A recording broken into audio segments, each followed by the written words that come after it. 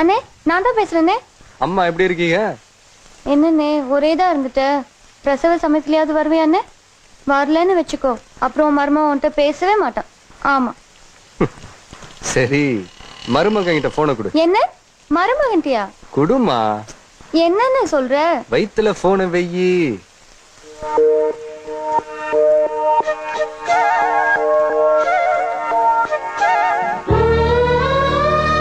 என்ன மருமகனே, எப்படி இருக்கீங்க?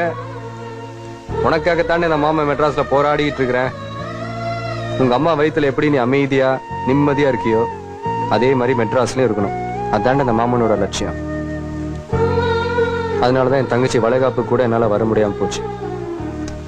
கூடவே இருந்து தாங்கி திரிய வேண்டிய இந்த நேரத்துல அவளை தனியா தவிக்க விட்டு வந்துட்டேன்டா. அவ பிரசவத்துக்கு கூட என்னால வர முடியாது. இந்த பாக்கியத்தெல்லாம் நான் எழுந்ததுக்கு காரணமே நீயும் என் தங்கச்சி மெட்ராஸ்க்கு வரும்போது மொத்த மெட்ராஸ் அமைதியா இருக்கணும். கண்டிப்பா இருக்கும். அதாண்டா இந்த மாமன் உன் நாக்குல தொட்டு வைக்க போற முதல் சக்கரை தண்ணி. சரி சரி, போன் அம்மா கிட்ட கொடு.